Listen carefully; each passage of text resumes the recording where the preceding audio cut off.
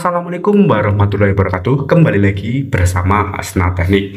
Di video kali ini saya akan membahas mengenai masalah mesin penggerak GX160, GX200 dan sejenisnya itu yang susah hidupnya ataupun ditarik hidupnya itu lama teman-teman, dan apa saja masalahnya dan bagaimana cara untuk penanganannya.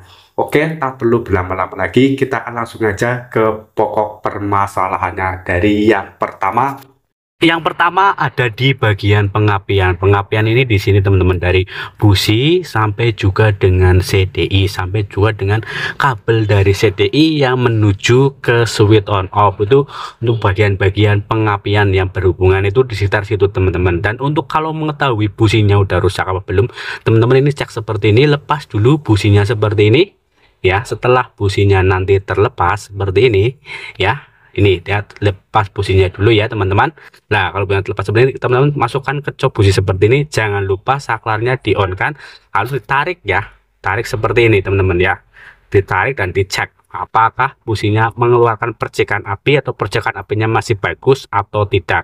Ini untuk mengecek businya masih bagus atau tidak. Kalau businya udah nggak keluar api, ini udah otomatis jalan satunya ya paling ganti busi, ataupun kalau percikan apinya udah nggak kurang baik itu harus diganti businya ya, karena busi sendiri juga memiliki masa penggunaan teman-teman. Itu kalau businya, tapi setelah ganti busi tetap nggak mau nyala juga, berarti di bagian CDI-nya teman-teman, atau di bagian CDI-nya. Untuk mengecek CDI-nya seperti apa, kita lepas dulu, tutup businya seperti ini teman-teman. Nah, ini ada kabelnya di sini ya, kita lepas dulu nih, tutup businya. Saat lepas tutupnya seperti ini nih, nah kabelnya tempelin seperti ini. Jangan lupa saklarnya di on kan, ini tarik-tarik seperti ini. Kalau kan ini ada apinya, berarti CDI-nya itu masih bagus. Tapi kalau ini tidak ada percikan apinya atau percikan apinya kecil, berarti CDI-nya udah lemah teman-teman. Berarti harus ganti CDI kalau CDI-nya udah nggak keluar apinya. Tapi ketika teman-teman mau ganti CDI, harus dicek dulu untuk bagian kabelnya. Dari kabel dari switch on off ke CDI itu dicek dulu. Biasanya kalau kabel yang dari switch on off ini tuh, yang di bagian bawah tangki ada yang luka, itu nempel ke bagian bodi mesin, itu biasanya juga bisa mengakibatkan percikan apinya itu nggak keluar di CDI-nya walaupun saklarnya udah di on kan. Teman-teman harus cek pada bagian sini teman-teman, ini di bawah tangki ya kondisinya seperti ini. Kabel-kabel ini kalau ini udah kelupas ya, nempel di bodi ini pun nanti mesinnya nggak akan hidup-hidup teman-teman, karena itu ngeground terus yang menjadikan mesinnya susah hidup. Dan itulah masalah-masalah pada pengapian yang menyebabkan mesin penggerak GX160, GX200 dan sejenisnya susah hidup. Berikutnya masalah di bagian karburator dan sekitarnya. Untuk karburator, yang pertama kita cek dulu pada bagian filter udaranya. Teman-teman bisa lepas filter udara seperti ini, cek pada bagian busa filter ini. Kalau busa filter ini terlalu rapat, biasanya juga bisa mengakibatkan mesinnya susah hidup ya. Ini masih baru, jadi busa filternya masih bagus teman-teman. Kalau udah lama dipakai, ini udah kotor, banyak debu ataupun yang lainnya, biasanya ini mampet dan celah-celah filter udaranya ini jadi rapat, mengakibatkan mesin susah hidup. Cara mengetesnya, teman-teman harus ganti filter udaranya. Untuk mengetesnya, teman-teman buka filter udara, tarik dan hidupkan tanpa filter udara seperti ini. Kalau ditarik dan dihidupkan tanpa filter udara nyala, berarti masalah cuma di bagian busa filter udaranya, itu tinggal diganti aja, itu murah harganya. Terus yang berikutnya, cek teman-teman juga cek bagian aliran bensin dari tank bensin teman-teman ya. Ini kerannya, ini cek dulu bagian aliran bensinnya. Nah, ini udah lepas karburatornya, cek seperti ini. Kalau aliran bensinnya lancar seperti ini, berarti pada bagian tank bensin itu nggak ada yang tersumbat, berarti ini lancar dari aliran bensin dari tank menuju ke karburator ya. Kalau ini berarti bagian tanknya aman, tinggal cek di bagian karburatornya teman-teman. Untuk mengecek di bagian karburator, ini lepas ya, pada bagian bawah ini dilepas dulu seperti ini teman-teman ya. Nah, lalu ini dipasangkan untuk selang bensinnya, terus keran bensinnya di on kan seperti ini teman-teman. Nah, ini seperti ini on. Kita lihat bensinnya turun atau tidak. Kalau bensinnya turun seperti ini, berarti itu normal ya teman-teman, karburatornya bensinnya turun. Tapi kalau bensinnya nggak mau turun seperti ini, berarti ada masalah ataupun tersumbat lubang jarum karburatornya teman-teman. Di bagian sininya harus dibersihkan untuk karburatornya biar bensinnya bisa berjalan lancar seperti ini. Untuk masalah di bagian karburator yang biasanya menyebabkan mesin susah hidup.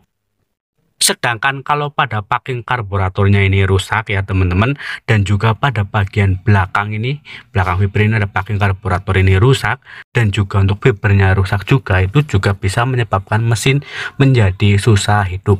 Tapi kalau dari tiganya ini, komponen ini ada hanya satu yang rusak, itu mesinnya biasanya mau hidup, cuman biasanya harus dicok terus hidupnya. Kalau coknya dikembalikan itu mesinnya mati.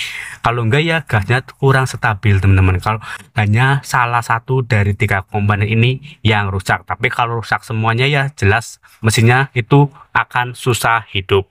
Sedangkan untuk solusinya sendiri seperti apa kalau ini rusak teman-teman? Kalau untuk packing-packingnya ini mungkin bisa dibuatkan ya teman-teman, packing karburatornya. Sedangkan untuk fiber karburatornya itu kalau saran saya sih mending ganti baru, karena harganya juga cukup terjangkau untuk fiber karburatornya. Dan itulah masalah-masalah yang menyebabkan mesin susah hidup di bagian karburator. Yang terakhir ada di bagian kompresi. Ini kompresi yang pertama itu kalau menyebabkan mesin hidup tuh setelan klep ini terlalu kencang teman-teman, itu juga bisa mengakibatkan mesinnya susah hidup. Terus yang kedua di bagian kompresi itu adalah yang pastinya klep bocor teman-teman. Klep bocor seperti ini tuh pasti menyebabkan mesinnya susah hidup karena menjadikan kompresinya itu hilang. Ini solusinya gimana kalau klep bocor ini? Ini harus disekir teman-teman ini ya, disekir supaya rata teman-teman, supaya rapat lagi, nggak bocor untuk klepnya. Untuk mengetahui klep bocor atau tidak, teman-teman bisa melakukan cara ini ya. Ini di bagian sini kan teman-teman ada lubangnya ini. Nah ini bagian karburator manifold untuk karburatornya ini. Nah sebelah sini teman-teman bisa lihat.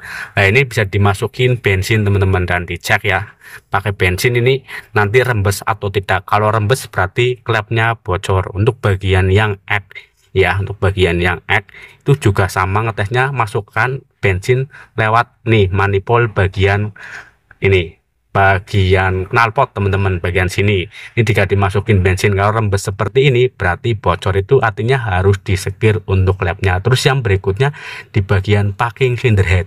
Kalau packing cylinder headnya ini sudah seperti ini udah pasti nih teman-teman mesinnya itu nggak mau hidup. Kalau ditarik tuh bunyinya cit-cit, ini udah jelas kalau untuk packing cylinder head seperti ini mesin udah nggak mau hidup lagi. Ini solusinya gimana? Ini harus ganti packing cylinder headnya teman-teman ya kalau udah seperti ini keadaannya. Terus yang berikutnya kalau olinya udah naik seperti ini, diputar ini, nah ini seperti ini, olinya udah mau ke bawah ke atas seperti ini, berarti itu ring sehernya yang rusak teman-teman. Solusinya seperti apa? Ya harus diganti ring sehernya. Kalaupun ini juga harus dilihat untuk bagian silinder bloknya udah barat atau belum. Kalau silinder bloknya udah rusak juga, itu harus di quarter, naik oversize menjadi oversize 25, 50, 75 dan seterusnya teman-teman ya. Ini harus di quarter kalau udah seperti ini keadaannya, silinder bloknya baret harus di quarter. Cuman kalau ringnya aja yang rusak, slinderboardnya masih bagus, ganti ring sama sehernya pun itu juga bisa digunakan kembali. Terus yang berikutnya nih bagian seher ini teman-teman, kalau ringnya ini macet seperti ini biasanya ini terjadi di mesin GX270 yang sering saya ngalamin. Ini ringnya macet teman-teman seperti ini. Ini biasanya ini kompresinya kelihatannya ada, olinya nggak naik, cuma ringnya macet semuanya seperti ini. Ini juga bisa mengakibatkan mesin susah hidup. Dan itulah masalah-masalah yang menyebabkan mesin penggerak GX160, GX200 susah hidupnya teman-teman. Seperti itu untuk masalahnya, dan seperti itu pula cara untuk mengatasinya. Terima kasih, semoga bermanfaat. Wassalamualaikum warahmatullahi wabarakatuh.